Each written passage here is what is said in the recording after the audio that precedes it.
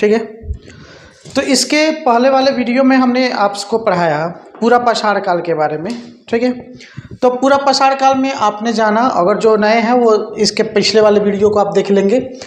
तो अगला जो टॉपिक है इस चैप्टर का वह है आपका मध्य पाषाण काल और नव पाषाण काल।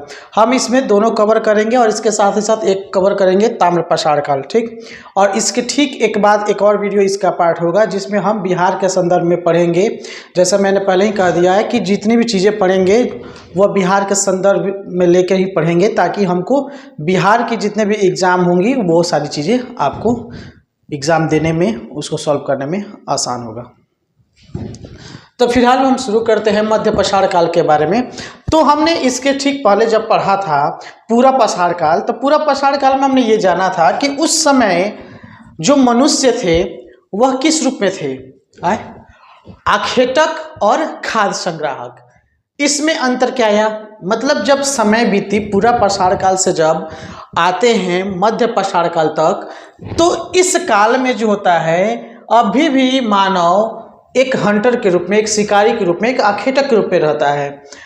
लेकिन उसमें एक थोड़ी सी चेंजेस ये आती है कि वह अब जो है खाद्य संग्राहक से पशुपालक भी बन जाता है, ठीक है ना। ऐसी नहीं है कि खाद्य संग्राहक नहीं है, वो तब भी खाद्य संग्राहक होता है। नव पाषाण काल के पहले तक खाद्य संग्राहक का ही रूप होता है, क्योंकि नव पाषाण काल में हम देखते हैं कि यहाँ कृषि कार्य होते हैं, कृषि कार्य के साक्ष्य मिले हुए हैं। तो हम समझ रहे हैं कि इस नव पाषाण काल तक ये कृषि कार्य करना जान गए थे, मतलब नव पाषाण के अंतिम तक सभी कृषि कार्य में लग गए थे, ये उत्पादक के रूप में आ गए थे।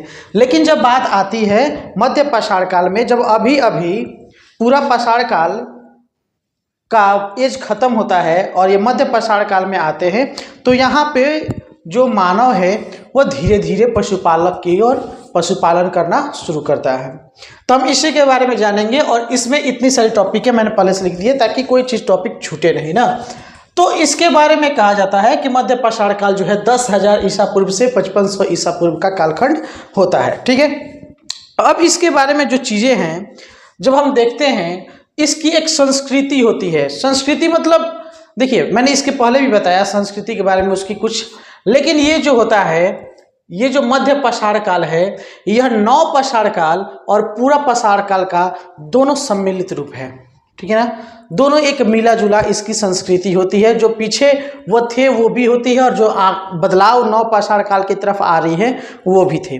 तो इसमें हम ये समझेंगे कि ये एक संक्रमण काल था। किसका संक्रमण काल था? नव पाषाण काल और पूरा पाषाण काल का ये, ठीक है ना, बोल सकते हैं संक्रमण का काल था। इसकी संस्कृति जो थी इन दोनों की मिलीजुली संस्कृति थी, ठीक है। अब बात आती है कि इस समय में क्या कार्य होते थे, ठीक।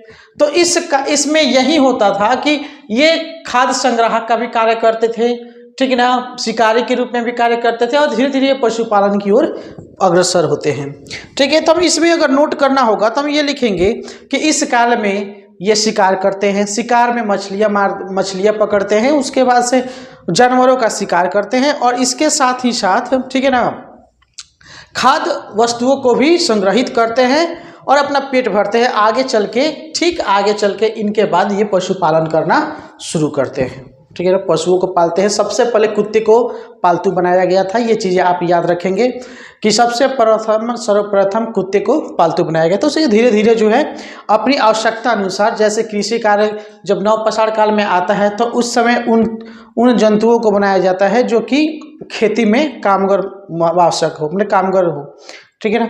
और धीरे धीरे ये अपनी चारा के लिए ही, मतलब अपनी चारा करने का मतलब है अपने जो आवश्यकता के थे वो सारी चीज़ें होती हैं, तो ये होती हैं। इसके बाद से जब आता है इसमें हम लिख सकते हैं कार्य में, ठीक है ना, शिकार करना, ठीक है ना, मछली पकड़ना, ठीक है, और उसके बाद से पशुपालन कब? जब ये धीरे धीरे आगे नव पाषाण काल की तरफ बढ़ते हैं तब। अब देखिए इनके जो औजार थे ये काफ़ी, मतलब पूरा पाषाण काल से जो है आगे की तरफ मतलब ये बढ़ रहे हैं। तो मैंने इसको आपको एक चीज़ बताया था कि ये जो है जब आगे बढ़ते हैं पूरा पाषाण काल से, ठीक है ना। तो एक प्रकार की एक थी क्वार्टजाइट की जगह ये जैस्पर और चर्ट नाम के, ठीक है ना, जैस्पर और चर्ट वाले पत्थरों से, जो चमकीले पत्थर भी होते थे, उनसे ये क्या करते हैं, उनसे ये अपने औजार बनाते हैं। तो जब मध्य पाषाण काल आता है उस समय तक ये काफ़ी उनसे बेहतरीन ढंग के धारदार भी बनाते हैं और नुकीले भी बर्तन बनाते हैं, ठीक है ना। तो इस काल में नुकीले और धारदार बर्तन की मतलब औजार की तरफ ये बढ़ते हैं। और इनकी जो आकार होती है वह पहले से एक मतलब कुछ मॉडिफाई करके हम बोल सकते हैं एक धार वाले इनके फलक बनते हैं इस काल में। इसके बाद से वेधनी भी होती है और उसके बाद से त्रिभुजाकार, नवचंद्राकार और समलंब जैसे मतलब कह सकते हैं कि कुछ गणित की जो चीज़ें होती है, ज्यामितीय आकृतियाँ होती हैं, उनके आकार के ये औजार बनाना सीख जाते हैं, ठीक है, या वैसे वैसे औजार बना लेते हैं। इसके बाद से आता है, ठीक है ना, ये वृद्धि और विस्तार करते हैं। किन चीज़ों में वृद्धि और विस्तार करते हैं, तो इस समय आते आते जो है ये अपनी जनसंख्या का वृद्धि करते हैं, ठीक है ना, जनसंख्या में वृद्धि लाते हैं और ये विस्तार जो है ये अब छोटे छोटे समूहों में रहना शुरू करते हैं। हालांकि ये अभी भी अस्थाई निवासी माने अस्थाई तौर पर निवास नहीं करते हैं, लेकिन छोटी छोटी टोलियों में रहना जो है शुरू करते हैं, क्योंकि इस समय तक कृषि शुरू नहीं हुआ था। तो जब तक कृषि शुरू नहीं हुआ है तब तक मध्य पाषाण काल में ये क्या कर रहे हैं कि टोली बनाकर रहते थे, एक जगह रहते थे, जब तक वहाँ पे उसको प्रकृति के तरफ से जो चीज़ें उपलब्ध होती थी, शिकार वहाँ पे जब तक मिलता था तब तक वो वहीं पे रहते थे। फिर उसके बाद से दूसरे स्थान की तरफ प्रस्थान करते थे। मतलब जैसे कि बोलते हैं ना, कभी पढ़ा होगा घुमंतु भोटिया, मतलब क्या होता है कि समय के साथ तो अपने जगह को बदलते रहते हैं। तो उस समय की ये प्रवृत्ति थी, कुछ समय के लिए रहते थे, फिर उसके बाद से दूसरे जगहों पे स्थान परिवर्तन करते थे। तो इस समय का लोगों का यही मतलब विस्तार और वृद्धि था। जनसंख्या बढ़ा रहे हैं, छोटे छोटे टोलियों में रह रहे हैं ना, ये सारी चीज़ें हैं। लेकिन इसमें अगर बात की जाए, ठीक है, इसमें अगर बात की जाए, हम महत्वपूर्ण स्थल की बाद में बात करेंगे उस समय की बर्तन, आवास, पशुपालन, मानव कंकाल और अंत्येष्टि, ठीक है ना। इसको मैंने इसलिए लिखा ताकि ये सारी चीज़ें छूटे नहीं, ठीक है। तो हम बात करते हैं यहाँ पे कि उस समय तक आग का आविष्कार हो चुका था, मतलब आग जलाने का कार्य हो चुका था, ठीक। आग जलाना ये लोग सीख गए थे इस काल तक। तो जब सीख गए थे तो यहाँ ये चीज़ आपको जानना होगा कि आपने पढ़ा होगा कि आदि मानव जो लोग भी थे, ठीक है ना, देखिए मानव को दो कैटेगरीज में बांटा गया है, एक आदि मानव और एक बुद्धि मानव, बुद्धिजीवी मानव, मतलब उसको होमियो सैपियंस बोलते हैं, ठीक है ना। तो ज्ञानी मानव उसको बोलते हैं, ठीक है। ज्ञानी मानव के जब हम एक बार कर देंगे आपको, ठीक है ना, ज्ञानी मानव जिसको हम असल में कहते हैं होमो सैपियंस, ठीक है ना, होमो सैपियंस बोलते हैं। तो ज्ञानी मानव जो थे ये लगभग पृथ्वी पर, मतलब ये तो सब इनके पूर्वज, मतलब ये ज्ञानी मानव जो होमो सैपियंस आज हम बोलते हैं उनके पूर्वज तो यही सब थे। तो लेकिन इनकी जो ज्ञानी मानव जो विकास हो रहा था तो लगभग 30 से 40 हज़ार, मतलब 40 से 30 हम बोल सकते हैं, आज से 40 से 30 हज़ार ईसा पूर्व के बीच में ये ज्ञानी मानव होते हैं। तो इसके पहले ही मैंने आपको बता दिया कि ज्ञानी मानव कब, आज से 40 से 30 हज़ार पूर्व, मतलब इस धरती पे ज्ञानी मानव की उत्पत्ति होती है। तो इसका काल क्या है, 10,000 से 5500 ना है। तो इसका मतलब है कि इससे पहले ही आग की खोज हो चुकी थी, आग जलाना ये सीख चुके थे।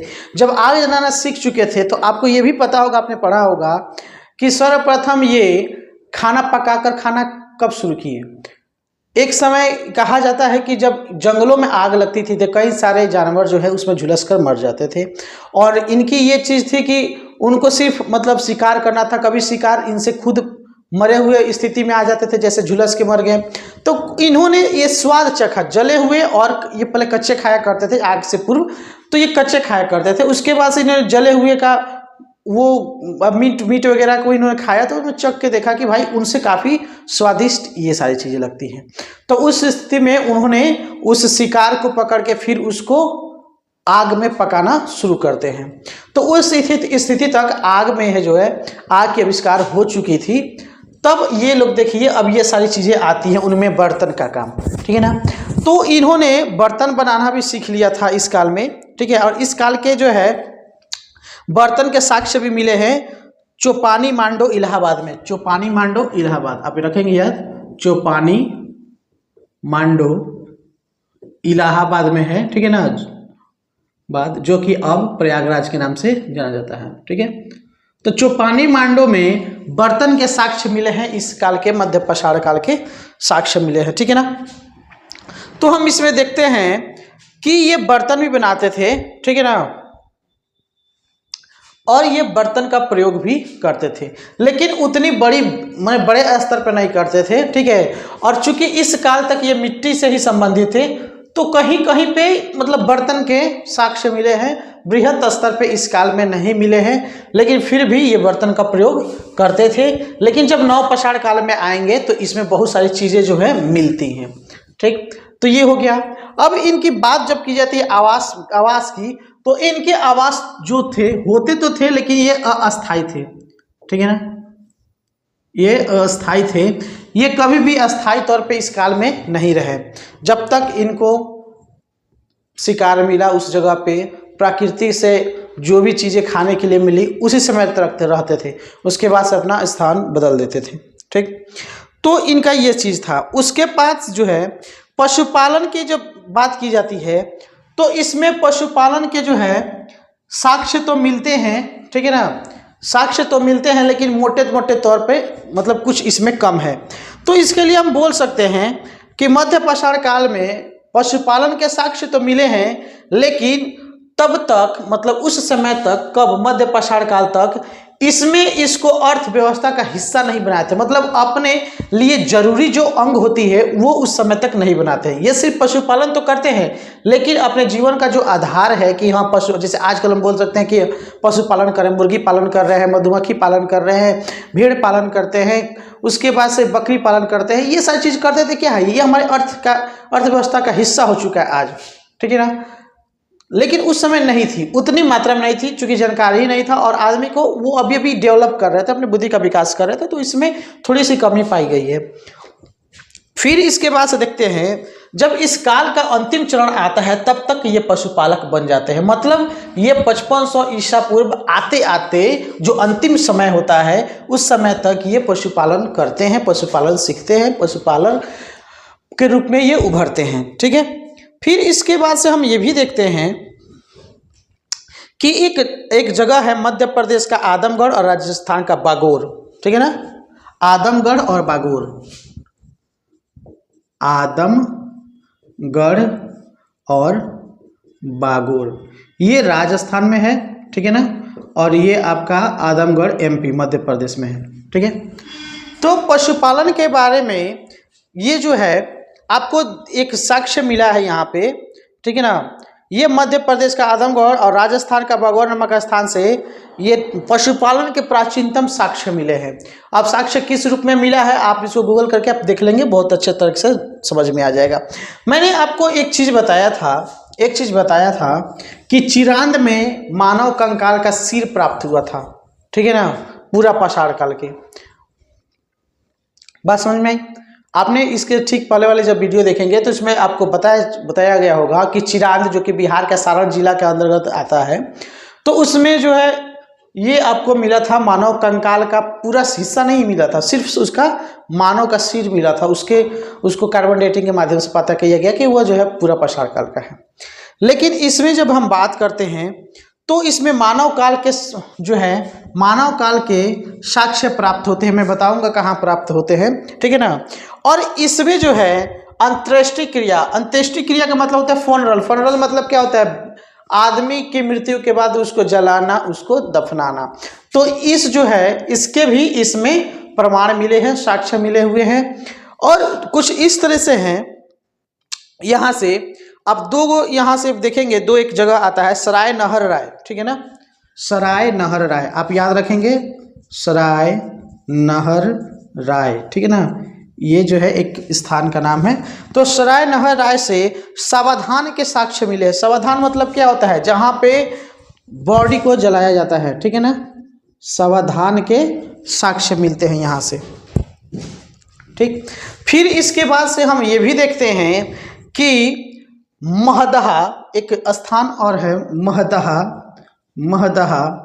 तो यहाँ से स्त्री और पुरुष को एक साथ दफनाने का साक्ष्य मिला है, ठीक है ना। महदहा से एक साथ दफनाने के साक्ष्य आपको प्राप्त हुए हैं।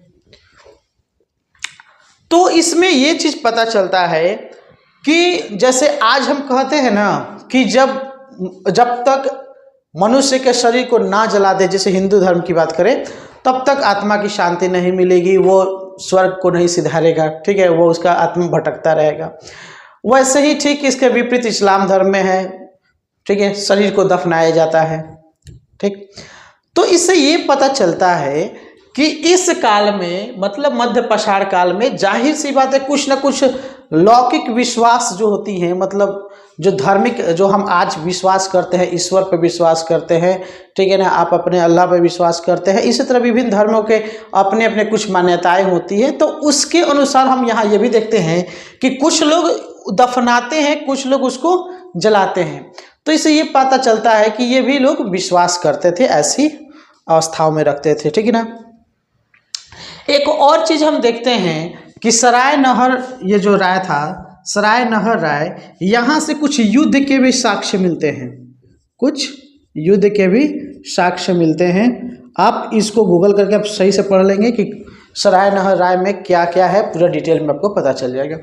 तो इन चीज़ों में आपको कुछ जो है मुख्य मुख्य चीज़ें मिलती हैं जो कि आपको याद रखना होगा, ठीक है। इसके बाद से हम अगर बात करें कि इनकी जीवन शैली क्या थी, ठीक है ना, जीवन शैली, तो आपको पता होगा भीमबेटका, ठीक है ना, भीमबेटका का गुफा मध्य प्रदेश में है। तो भीमबेटका की गुफाओं से जब हम देखते हैं तो उनमें जो भी उनकी शैलचित्रियाँ, मतलब जो भी शैलचित्र हैं, शैलचित्र का मतलब होता है उनमें जो भी उस गुफा के अंदर पत्थरों पे जो बनाई गई हैं, तो उसमें ये चीज़ देखा गया है कि उस समय की जो संस्कृतियाँ थी वह नृत्य, मतलब ये नृत्य भी करती थी, युद्ध और शिकार, ये सारे चीज़ उनमें कलाओं में मतलब वो चित्रों में दर्शाया गया है। शिकार भी करते थे, ठीक, नृत्य भी करते थे, और साथ ही साथ युद्ध की जो चित्रें देखी गई हैं, ऐसे पता चलता है कि उस काल में जो है मानव मनोरंजन के लिए नृत्य भी करते होंगे, ठीक है, खाने पीने के लिए शिकार उनका कार्य होता होगा, ठीक। और ऐसे ही हम ये भी जानते हैं कि हो सकता है छोटी मोटी झगड़ों के लिए या जब बड़ा बड़ा बसावटें बसी होंगी तो उसमें विस्तार के लिए या किसी चीज़ के अधिकार के लिए युद्ध भी होते होंगे। तो ये सारी चीज़ें मिली हुई हैं, ठीक। तो ये हो गया आपका पूरा मध्य पाषाण काल का, और इसमें बहुत सारी चीज़ें हैं, ठीक है ना, जो आपको सिलसिलेवार ढंग से मैं इसको लिखवाऊंगा। पहले इसको ख़त्म कर लेते हैं, फिर इसके बाद से आता है मध्य पाषाण काल। यहाँ पे आते आते मध्य पाषाण काल को अंग्रेजी में बोलते हैं न्यूलिथिक एज। तो इस समय आते आते जो है मनुष्य थोड़ा बहुत जो है ये आखेटक वाली जो है, हंटर जो है, शिकारी वाली जो कार्य है, थोड़ी सी इसको छोड़ के ये खाद्य उत्पादक के रूप में बन जाते हैं। खाद्य उत्पादक का मतलब क्या हुआ? खाद्य उत्पादक का मतलब ये हुआ कि यहाँ पे ये लोग जो हैं कृषि करना शुरू करते हैं, ठीक है ना। कृषि कार्य यहाँ आते आते शुरू हो जाती है, और कृषि के साथ ही साथ बहुत सारी चीज़ें हैं जो इसमें विकसित होती है। मतलब इस समय तक आते आते प्राचीन जो हिस्सा था, पाषाण काल का जो हिस्सा था, जो चीज़ें हम पाषाण काल में पत्थरों से बने चीज़ों को यूज करते थे, तो ये सीधे धीरे धीरे अब पत्थरों से आके तांबे की तरफ आते हैं, ठीक है ना। तो पत्थर और तांबे से मिलकर ये ताम्र पाषाणिक मतलब चीज़ें बनाना शुरू करते हैं। मतलब लास्ट यही स्टेज है जहाँ पे पाषाण काल चलता है। तो इसके बारे में ये चीज़ कहा गया है, ठीक है ना। सबसे पहले हम इसको काल का निर्धारण करते हैं। ऐसे में तो नव पाषाण काल की जो चीज़ें हैं वो 5500 से 3000 ईसा पूर्व के अंदर मानी जाती हैं, ठीक है ना। नव पाषाण काल जो है 5500 से लेकर 3000 ईसा पूर्व के बीच का कालखंड होता है। लेकिन फिर भी जो है इसका आरंभ हम मानते हैं कि इसकी आरंभ जो है 9000 ईसा पूर्व से ही शुरू हो चुकी है, ठीक है ना। हम मानते हैं कि नव पाषाण काल ठीक है ना। ये बुक में ऑथेंटिक सिर्फ मेरे मानने से नहीं होगा, ये बुक में भी है। तो नवपाषाण काल जो है, समझे, नवपाषाण काल जो है 9000 ईसा पूर्व से शुरू हो चुका होता है। और ये भारत में जब बात की जाए तो भारत में इसकी शुरुआत 7000, ठीक है ना, 7000 ईसा पूर्व से शुरू होता है, ठीक है ना। भारत में नवपाषाण काल का जो काल है वह 7000 ईसा पूर्व से शुरू होता है। अगर हम इसकी ये भी बात करें, ठीक है ना, कि भारत में नवपाषाण काल की कुछ, अब जब मैंने यहाँ ये बताया कि यहाँ पे ये धीरे धीरे बस्तियों में रहना शुरू करते हैं, बस्तियों बनाना शुरू करते हैं, मतलब टोले में रहना शुरू करते हैं। और मैंने आपको ये भी बताया कि इस समय तक आते आते ये कृषि कार्य करना शुरू करते हैं, कृषि कार्य करना शुरू करते हैं। तो जाहिर सी बात है इस समय तक जब कृषि कहाँ पे होती है, किसी स्थायी जगहों पे, तो जहाँ लोग कृषि करेंगे तो एक फसल को लगाने में लगभग 3 महीने 4 महीने लग जाते हैं। तो जाहिर सी बात है इस समय तक आते आते मानव कुछ अपना अस्थाई निवास बना चुका होता है। तो जब अस्थाई निवास बना चुका होता है तो इसके अस्थायित्व के कुछ प्रमाण भी मिले हैं कि यह बस्ती जो होती थी, जो ये बस्ती बनाए थे, यह बस्ती पाकिस्तान के बलूचिस्तान, जो उस समय भारत का ही शायद हिस्सा रहा होगा पहले, तो ये इतनी सारी देशें नहीं थी, ठीक है ना। तो यहाँ हम देखते हैं कि ये कृषि की बात नहीं हो रही है, ठीक है ना, हम इसकी जो है बस्ती की बात कर रहे हैं जो प्राप्त हुए हैं। तो वो बस्ती जो है पाकिस्तान के, ठीक है ना, पाकिस्तान के बलूचिस्तान, ठीक है ना, पाकिस्तान का ही हिस्सा होता है बलूचिस्तान प्रांत, ठीक है ना। तो इस प्रांत का एक और स्थान है जिसको बोलते हैं मेहरगढ़, ठीक है ना। ये कई बार प्रश्नों में आ चुका है मेहरगढ़ से, ठीक है ना, स्टेट में भी आया था मेहरगढ़। कई बार आता है कि मेहरगढ़ के बारे में कुछ ना कुछ इसके बारे में जरूर दिया रहता है। कितने बार पूछ चुका है, चावल के साक्ष्य कहाँ से मिले मेहरगढ़ से, ठीक है ना। तो पाकिस्तान के बलूचिस्तान प्रांत, मतलब बलूचिस्तान राज्य के मेहरगढ़ से जो है इसका बस्ती का प्रमाण मिलता है, ठीक है ना। तो ये चीजें हैं। और मेहरगढ़ में ही है जो है, मेहरगढ़ में ही जो है ये आपको इसी में ताम्रपाषाण काल, ठीक है ना, मेहरगढ़ में ही ताम्रपाषाण काल और एक और पाषाण काल है, ठीक है ना, कांस्य युगीन। ताम्रपाषाण और कांस्य युगीन ये तीनों चीजें इसी में मिलता है नवपाषाण काल में ही, ठीक है ना। तो आप इसको याद रखेंगे। इसके साक्ष्य जो है मेहरगढ़ में किस किस चीज के साक्ष्य मिले हैं, नवपाषाण काल के, ताम्रपाषाण काल के और कांस्य युग के, ठीक है ना। कांस्य युग मतलब क्या, टीन और शीशे से मिला के जो चीजें बनाई जाती थी वो कांसा कहलाता है। और उसी से संबंधित बहुत सारी चीजें हैं जो कांस्य युगीन है। जैसे हड़प्पा सभ्यता क्या था, किस युग की सभ्यता थी, कांस्य युग की सभ्यता थी। तो इसी के बाद तो शुरू होता है ना हड़प्पा सभ्यता, ठीक इसी के बाद हड़प्पा सभ्यता आ जाएगा, जहाँ ये 3000 खत्म हुआ, 3000 के बाद हड़प्पा सभ्यता शुरू, ठीक। तो नवपाषाण काल के बाद से हड़प्पा सभ्यता शुरू हो जाता है, ठीक है ना। तो अब बात करते हैं कि हमने बात कर ली कि पूरे विश्व में ये नवपाषाण काल कहाँ है, कहाँ शुरुआत होती है। तो ये बोलते हैं कि बस्तियाँ यहाँ जो पाकिस्तान के बलूचिस्तान प्रांत के मेहरगढ़ से शुरू होती है। मेहरगढ़, नवपाषाण काल, ताम्रपाषाण काल और कांस्य युग तीनों यहाँ प्रमाण मिलते हैं। फिर इसकी जब बात होती है कि भारत में इसके क्या कुछ है प्रमाण, ठीक है ना, है कुछ प्रमाण। तो हम जब देखते हैं तो नॉर्थ भारत में तो नहीं, लेकिन दक्षिण भारत की जब हम बात करते हैं तो दक्षिण भारत में नवपाषाण काल के तो साक्ष्य मिले हैं, लेकिन उसकी जब डेटिंग कराई गई थी ये 2500 ईसा पूर्व से अधिक के नहीं पाया गया, ठीक है ना। मतलब हम ये कह सकते हैं कि ये सिंधु सभ्यता के समकालीन के सारी चीजें यहाँ पे प्राप्त हुई, लेकिन उसको जो है माना जाता है कि वो नवपाषाण काल का है, ठीक। ये चीजें हो गई। इस कालखंड में 5500 से इसमें कृषि शुरू हो गया, कृषि कार्य क्या हुआ, शुरू हो चुका है। अब जब कृषि कार्य शुरू हो चुका है तो उस समय ये क्या करते हैं, किस अनाज को उपजाते हैं, तो सर्वप्रथम जो है ये जौ को उपजाते हैं। अगर आपसे प्रश्न पूछा जाए कि सबसे पहले किस फसल को, किस अनाज को उगाया गया, तो जौ। आप हमेशा याद रखेंगे कि सर्वप्रथम जौ को ही उपजाया गया था, ठीक है ना। चावल तो बहुत बाद में आया, ठीक है ना, बहुत बाद में आया। इसके बाद से अगर जौ की बात करें आप जौ को याद रखेंगे, 1 नंबर पे जौ आता है, पहले जौ को बनाया गया था, मतलब उपजाया गया था। फिर उसके बाद से एक नाम आता है कुथली, ठीक है ना, एक कुथली जो है फसल है इसका आता है। फिर उसके बाद से आता है मूंग, गेहूं, खजूर, कपास। इसके बाद आता है मूंग, गेहूं, ठीक है ना, खजूर और कपास। ये इसकी खेती करते हैं, इसके कृषि कार्य में इसको उगाते हैं। मतलब क्या, कृषि कार्य में सर्वप्रथम नवपाषाण काल में शुरुआत होता है कृषि का कार्य, और इसमें सबसे प्रथम ये जौ को उपजाते हैं। फिर जौ के बाद कुथली, मूंग, गेहूं, खजूर, कपास, ये सारी चीजें उपजाना शुरू करते हैं, ठीक है। लेकिन यहाँ पे ये चीज भी आपको ध्यान में रखना होगा, कि इस समय तक ये सिर्फ उत्पादक उतने ही थे जितनी इनकी आवश्यकता थी। इससे ज्यादा वो अपने मतलब इस जीवन का अर्थव्यवस्था नहीं बनाते इसका, ठीक है ना। मतलब ये चीज हुआ कि ये जो चीज उपजाते थे, जौ उपजाते हो, मूंग, गेहूं, खजूर, जो भी उपजा रहे हैं ये उतना ही उपजाते हैं जितना इनकी आवश्यकता होती है।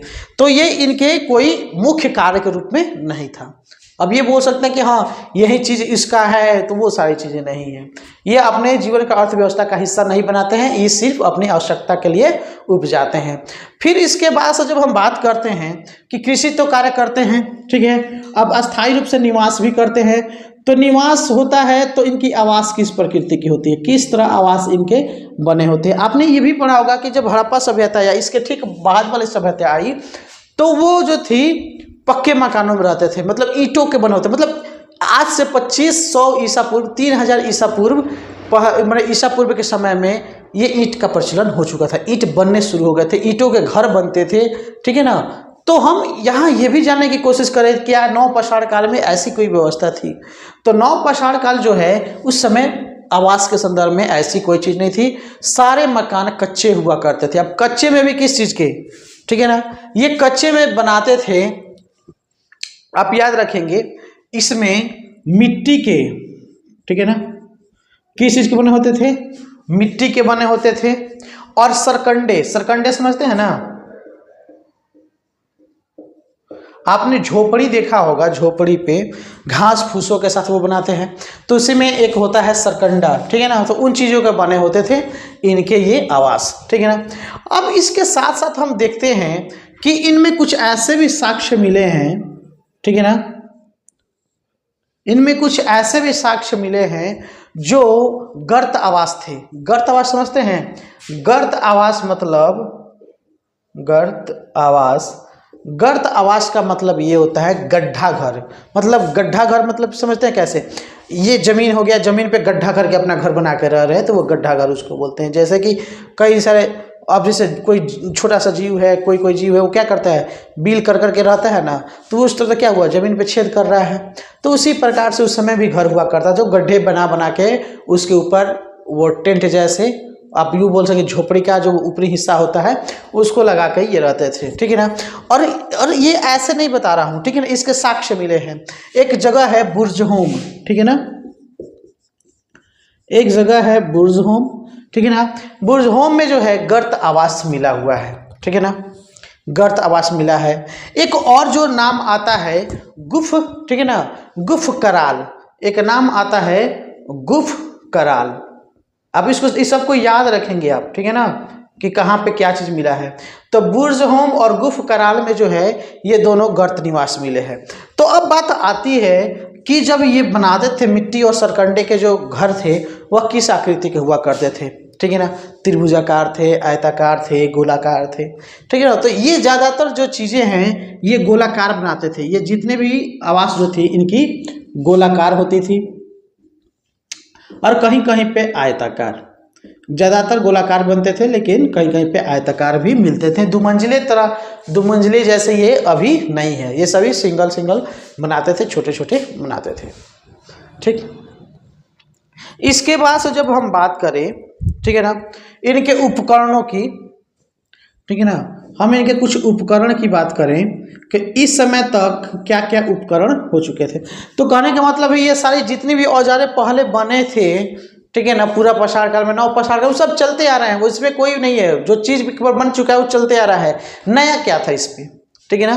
इसमें नया क्या था, तो हम देखते हैं, ठीक है ना, चिरांद जो एक जगह था बिहार का, ठीक है ना, बिहार के चिरांद नामक स्थान से, ठीक है ना, ये सारण जिले में आता है, ठीक है। तो इस जगह पे हड्डी के उपकरण मिलते हैं, हड्डियों से बने उपकरण मिलते हैं, कई सारी चीज़ें जो है हड्डियों के बने मिलते हैं, जिसमें ज़्यादातर जो है वो आपको हिरण के सींग होते हैं ना, तो हिरण के सींग से बने कई सारे उपकरण के साक्ष्य मिले हैं, ठीक है ना। तो ये चीज़ आपको याद रखना है कि नवपाषाण काल में ज़्यादातर, ठीक है ना, पहले की औजार तो प्रयोग में लाए जाते थे, लेकिन उसके साथ ही साथ यहाँ पे हड्डियों के उपकरण औजार बनने शुरू हुए थे, ठीक है ना, जो कहाँ मिले हैं, बिहार के चिरांद जगह पे, ठीक है ना। अब बात आती है कि ये धीरे धीरे तो ये सब चल रहा है, ये सब चल रहा है, इसके साथ ही साथ अब जो बात आती है कुछ समयों के बाद, किस समयों के बाद, तो ये लास्ट स्टेज में ये चावल का उत्पादन भी करते हैं। किस चीज़ का उत्पादन करते हैं, चावल का, ठीक है ना, इसको यहाँ पे लिख दें चावल, ठीक है ना।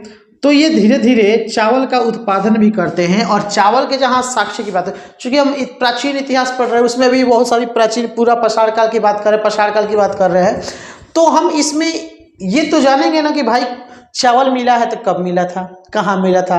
तो जब चावल की बात आएगी नवपाषाण काल में, ठीक है ना, तो एक जगह है कोल्डीहवा, कौन सी, कोल्डीहवा, ठीक है ना, कोल्डीहवा एक स्थान है, ठीक है ना, कोल्डीहवा।